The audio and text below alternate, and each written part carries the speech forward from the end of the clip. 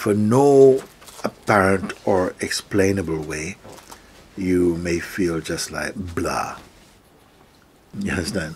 You may just feel, and I say, that has not ruined your day. Don't think that's ruined your day.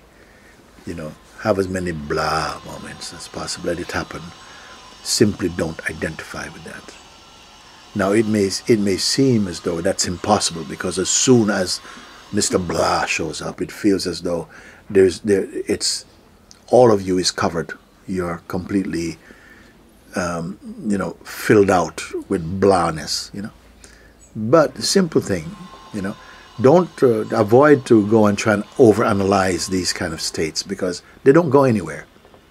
What is it about? It's nothing at all. It's not about anything. It's just sometimes life goes blah in the mind, no? And if you hear this and you can just leave it alone, don't subscribe to the state. Simply be aware of that. Don't get entangled in that.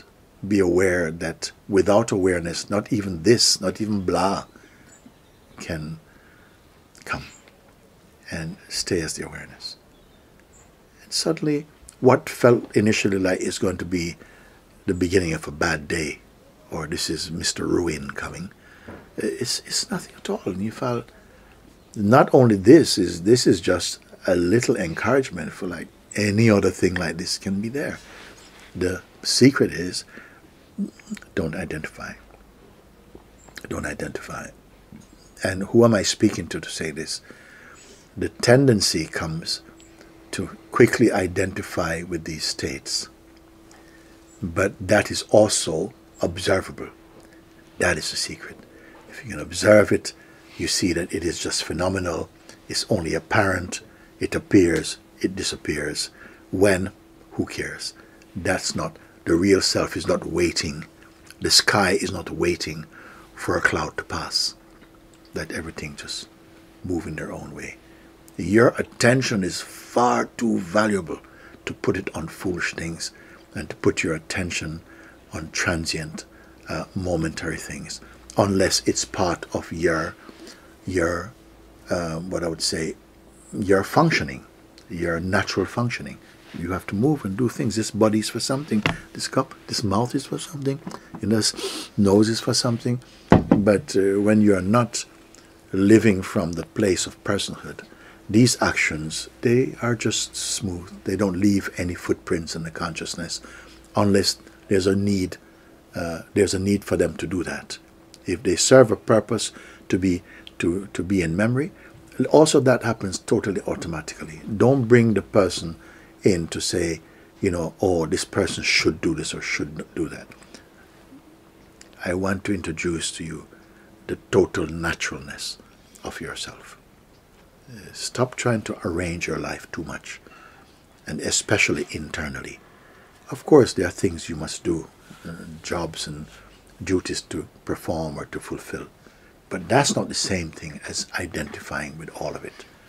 Stay clear, stay empty, remain true to yourself, and you will see that you are bearing witness to the magnificence of the real consciousness, the magnificence of God. That's it. Simple. Simple, simple. Only mind is thinking is difficult, and why mind will put up that it's difficult is out of habit. And you begin to see how lowly a life we live if it's based in personhood, if it's based in the self-reference as the body, mind, and conditioning, the personal sense of self. You increasingly see how limited a field of expression that is. And you are noticing this limitedness from that seemingly that beautifully expansive state.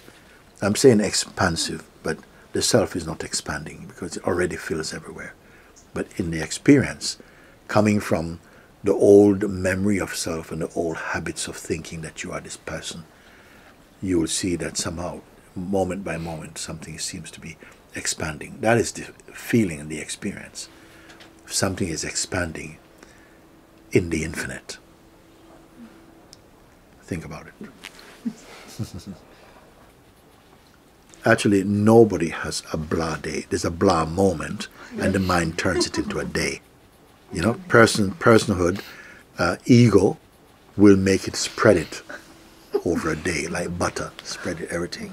But it's only, you know, I learned something from some friends. I noticed a very French habit, you know, to say, like I ask a friend, you know, like, you know, would you like some tea? And he answered, not for the moment. For the moment, I'm fine.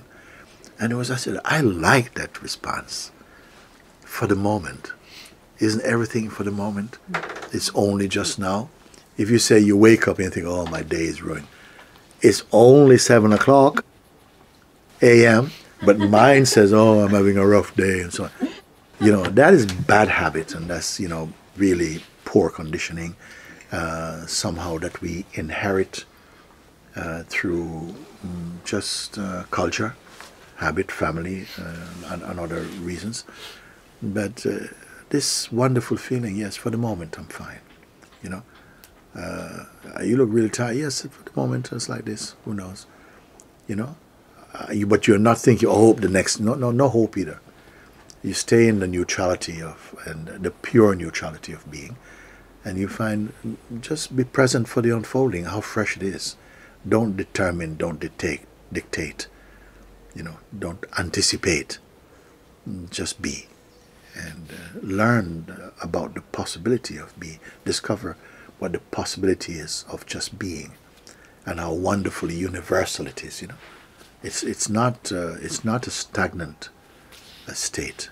It's totally fresh. Another synonym for life can be ever fresh. Why not?